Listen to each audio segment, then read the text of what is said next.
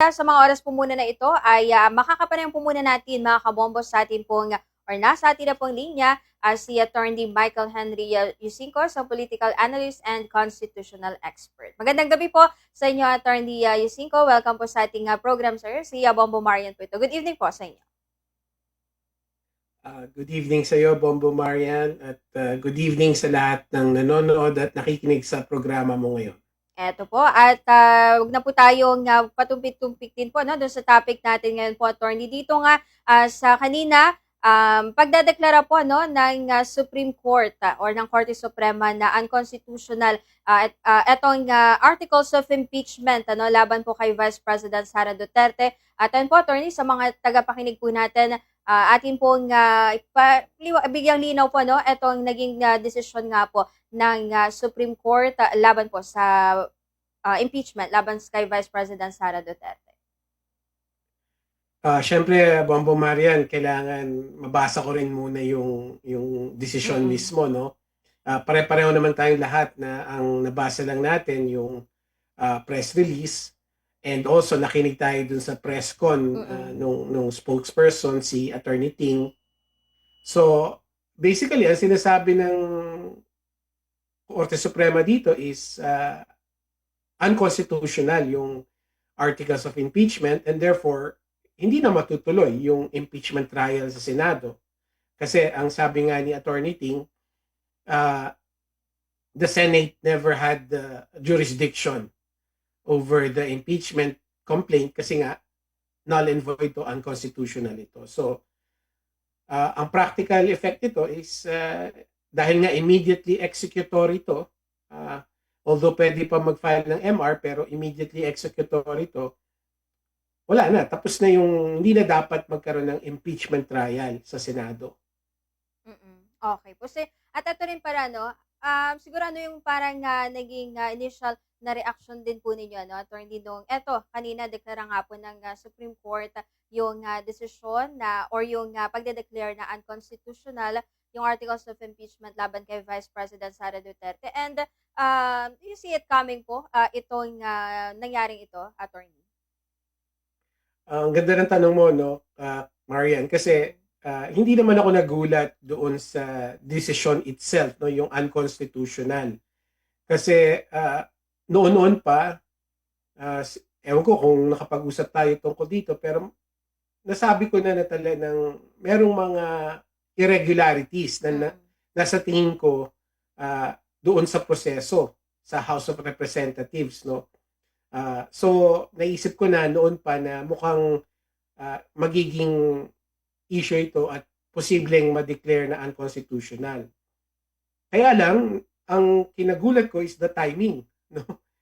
Kasi ang pagkakaalam ko, matagal pa tong prosesong ito, yung pagdedesisyon ng Korte Suprema matatagalan. Inihintay ko nga kung nagkaroon ba ng oral arguments. Hindi. Ewan ko pwede mo akong itama kung mali yung pagkakaalala ko, walang oral argument. So, napakabilis. Bottom line, napakabilis nung pagdesisyon at doon ako nagulat sa bilis at sa timing. Pero doon sa decision itself, kahit papano parang inasahan ko na yun na pwedeng mangyari yun. Okay po. Another question po, attorney, eto siguro, can the Senate pa rin po proceed doon po sa impeachment trial, notwithstanding po doon sa decision po ng Supreme Court, which is eto nga, yung pagdadeklara po na unconstitutional? Well, alam mo, Bombo Marian, nakalagay sa ating civil code, no? Sa civil code natin, isa sa mga pinakamatandang mga batas natin, na ang mga desisyon ng Korte Suprema ay bahagi na ng legal framework natin. In other words, batas. Ang desisyon ng Korte Suprema ay tinuturing na batas. Now, dahil batas ito, kailangan natin sundin. So, hindi lang tayo mga mamamayan, pati yung mga opisyal natin, kailangan nila sundin ang desisyon ng Korte Suprema dahil ito'y batas na.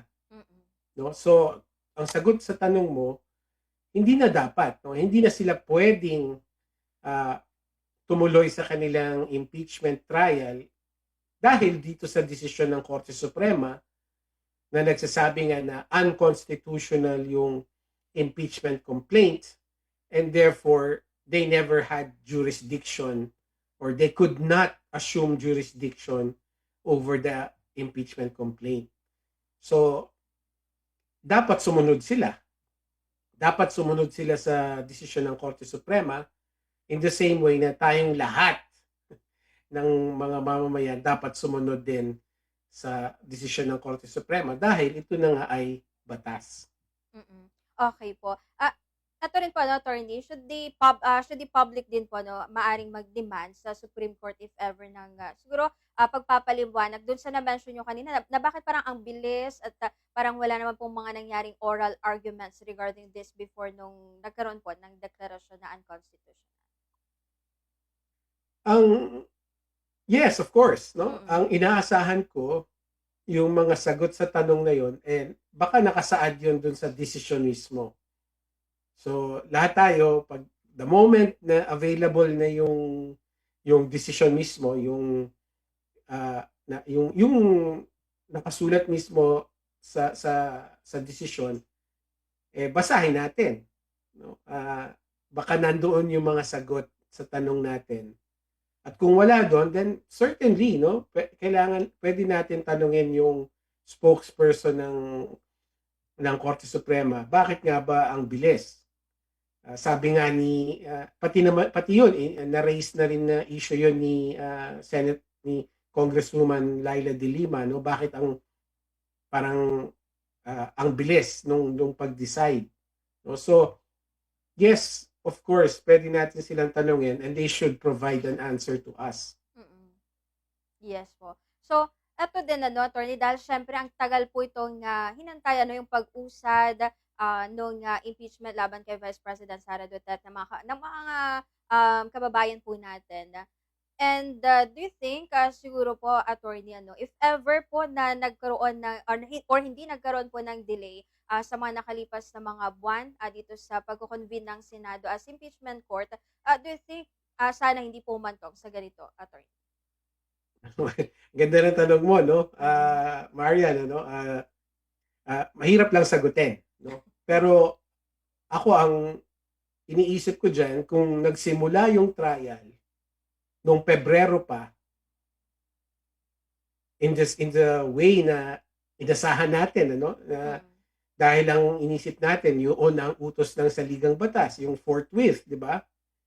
The moment na natanggap na nila ng Senado yung impeachment complaint noong Pebrero pa at nagsimula na yung trial, sa palagay ko hindi magiging ganito ang desisyon ng Korte Suprema.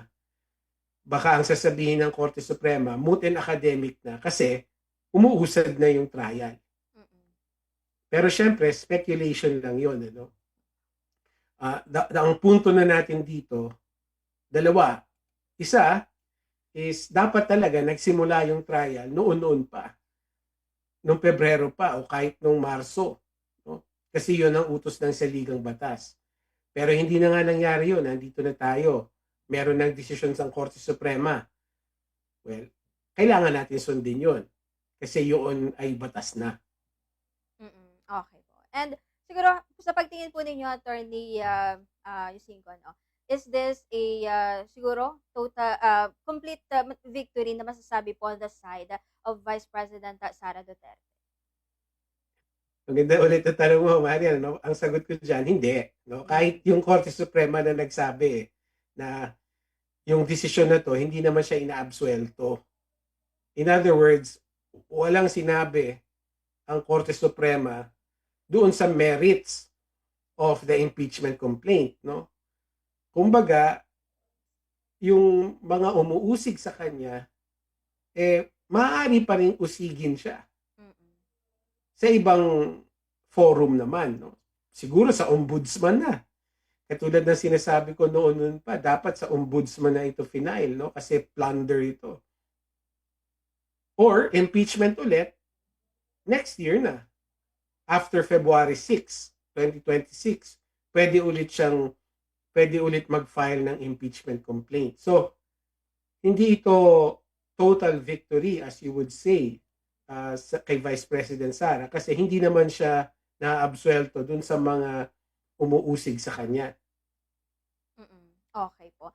How about naman po, attorney, doon sa, of course, sa side naman po ng House prosecution, ano pong siguro maaring patunguhan din po nila sa ngayon, doon po sa napaka or mahaba-haba po na naging preparasyon kasi every time na tinatanong po sila how well prepared yung mga miyembro po ng House Prosecution Panel, lagi po nilang binabanggit na talagang naghihintay sila at handang-handa. So sa ngayon, siguro may mga options pa po ba or plan B sa part po ng House attorney? Well, ang pinaka number one na option nila ngayon is yung mga ebidensya na nahanda nila, idiretso na nila to sa ombudsman. No? Mag-file na sila ng complaint sa ombudsman na bago, by the way, no? Kasi magkakaroon tayo ng bago na ombudsman. At doon na nila tugisin sa forum na yon, si Vice President Sara through a plunder indictment. No? Or pwede sila maghintay ulit ng 1 taon at saka sila ulit mag-file ng impeachment complaint ulit after February 6 of 2026. Pero siguro mas maganda, dumiretso na sila sa ombudsman. Dali na nila yung mga ebidensya na hawak nila doon. Okay. Dumiretso po sa ombudsman, forthwith po ba, attorney? Oo, Marian, forthwith, diretso na, wala nang intay-intay.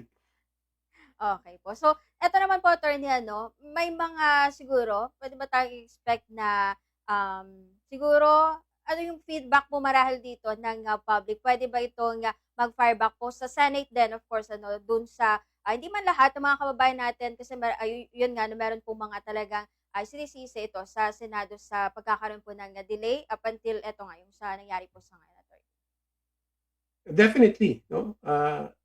In fact, I would encourage that yung discussion na yon na tanungin sila or ibalik sa kanila itong pangyayari na to na kung hindi nag-delay, baka hindi nangyari to. Obviously, speculation yon gaya na sabi ko kanina. Pero it's still worth talking about, no? Meron naman tayong kalayaan na pag-usapan yon at maganda yon na ipamukha sa mga senador natin na kaya hindi maganda yung ginawa nila na nag-delay. And therefore, kailangan managot sila sa atin, no? Kaya I would encourage yung mga kababayan natin na putaktihin yung mga senador natin, lalong-lalo na yung mga pinuno ng Senado. Kasi sila naman nagdesisyon na i-delay. So, kailangan meron silang masagot sa mga tanong natin kung anong meron ba silang feeling of responsibility na hindi natuloy yung impeachment trial. Okay po. So, siguro lastly po, attorney, anything po na you would like to add possibly na siguro hindi po natin natanong po? Siguro dadagdag ko lang, Bombo Marian, is right now, syempre hayang emotions ng mga tao. But I would remind our listeners and viewers na yun na nga, ang desisyon ng Korte Suprema ay tinuturing na yan na batas at therefore dapat lahat tayo sumunod dyan. But having said that, meron din tayong responsibilidad na unawain ano nga ba yung desisyon. No?